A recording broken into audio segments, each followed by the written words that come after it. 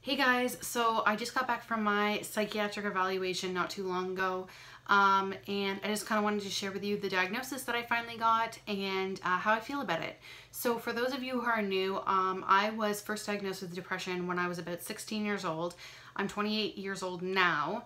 I've been on and off medication for a long time because I was really bad at taking medication, but I've been consistently on it now for about 2 years with the help of my husband, and for about the last 6 months I've been feeling that my medication has not been working. So I went to my doctor, and so 3 times in this year already I've been on 3 different prescriptions in the last 5 months. So finally she referred me to a psychiatrist to see what they would diagnose me with, and that's what I just got back from.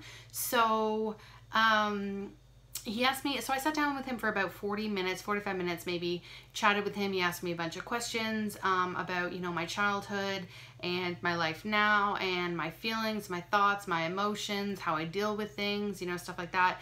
And so at the end, he told me what he believed my diagnosis was, which is depression, anxiety, and traits of borderline personality disorder. And I think I was a bit speechless at first because I've heard of borderline personality disorder, but I have no idea what it was. And he told me to do research on it. I don't know if that's because he just didn't have time to explain it to me, but he says he doesn't think I have borderline personality disorder, just traits of it. So anyways, so he suggested the medication that he's going to suggest to my GP to put me on. So this year I've been on Cipralex, and then Cipralex and Wellbutrin, and then Cipralex and a higher dose of Wellbutrin. And he says that since I think that the Wellbutrin has not worked at all, to just wean off of it, and then he's going to suggest that I stay on Cipralex because it has worked in the past, and then he's going to prescribe an antipsychotic. And we'll get to that a little bit later. So I kind of wanted to share with you some of the traits of borderline personality disorder because I just have done my own research, and there's a lot of stuff that has resonated with me for sure, and maybe they'll resonate with you. I'm not telling you to self-diagnose. That is never a good idea. But maybe after this you will want to see your doctor.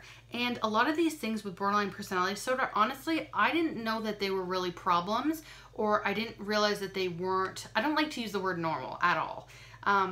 So I didn't realize that they were not what the average person experiences, and I will go over that. So borderline personality disorder, I am going by the website helpguide.org, just in case you're wondering. These are not my words, this is their words. So it says, picture yourself on shifting sands, the ground beneath your feet constantly changing and throwing you off balance, leaving you scared and defenses. That's what it's like to have borderline personality disorder, BPD. For people with BPD, almost everything is unstable. Their relationship, their mood, their thinking, their behavior, and even their identity is a frightening and painful way to live. Absolutely. So, like I said, I didn't really realize that all of these things that are unstable in my head, I didn't realize that that was an issue. I just thought that that's kind of what everyone went through. So it says, if you have BPD, you probably feel like you're on a roller coaster, and not just with your emotions or relationships, but with your sense of who you are. Your self-image, goals, and even your likes and dislikes may change frequently in ways that feel confusing or unclear. This is so true to me, I believe. I'm constantly changing my beliefs and my goals and my perception of who I am and who I like, who I don't like. It's crazy, but I just thought that was me, you know? And it is me. It is, but I didn't realize it had really anything to do with a mental health disorder. People with BPD tend to be extremely sensitive. Yes. Small things can trigger intense reactions. Once upset, you have a hard time calming down. That is absolutely me. It's treatable. Okay, so here it says, do you identify with the following statements? I often feel empty. Yes. My emotions shift very quickly, and I often experience extreme sadness, anger, and anxiety. Absolutely. I'm constantly afraid that people I care about will abandon me or leave me. No, I personally don't really feel like that. I don't feel like I could really live without my family and my friends and my husband and my dog, but I don't really have a fear that they're going to leave me. I would describe most of my romantic relationships as intense but unstable. No, I don't really think that. The way I feel about my family the way I feel about people in my life can dramatically change from one moment to the next, and I don't always understand why. Hell yes. I often do things I know are dangerous or bad for me, such as driving recklessly, having unsafe sex, binge drinking, doing drugs, going on spending sprees, yes, or in my personal experience, binge eating. I've attempted to hurt myself, engage in self-harm behavior such as cutting or threaten suicide, yes. When I feel insecure in a relationship, I tend to lash out to make frantic gestures to keep the other person close. No, I don't really identify with that. Signs and symptoms. 9 symptoms of BPD. Fear of abandonment. Like I said, not really. Unstable relationships. Yes, I have a lot of unstable relationships, past and present.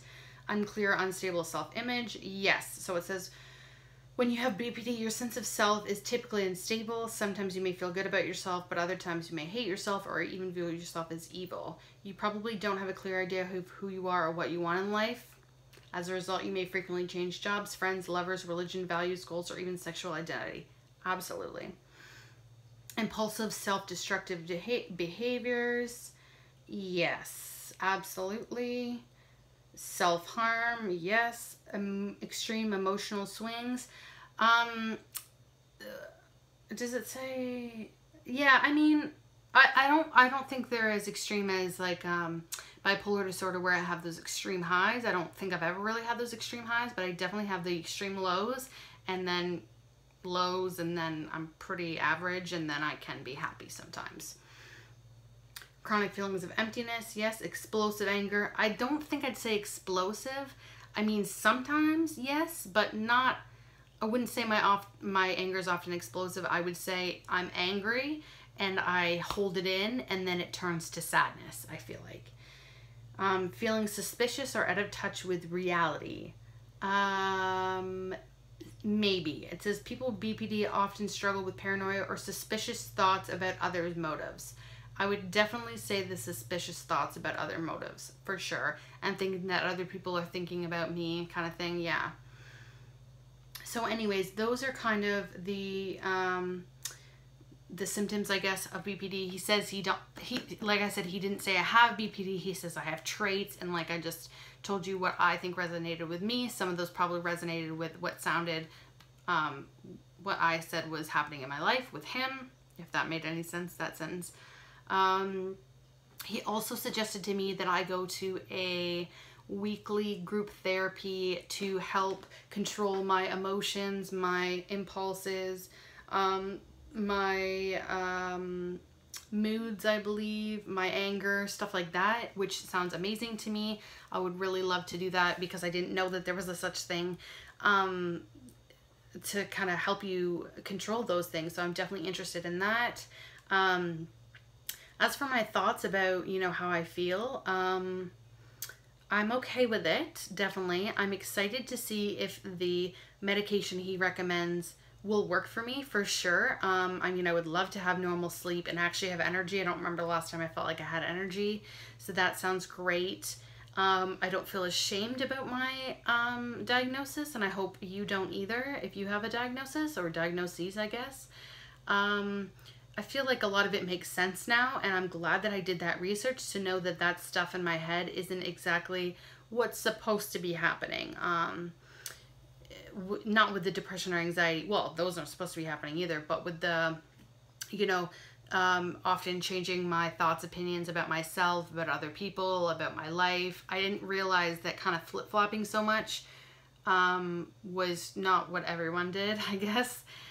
But anyways, I guess I'll update you in a little bit, maybe a couple months after my medication, once I'm on medication and once it starts to kick in and once I've started doing these group therapies. So anyways, I just kind of wanted to update you, and yeah, thanks for tuning in today, and I hope this helps someone, or I hope you seek help if you need it, or yeah. Anyways, that's it. Thanks. Bye.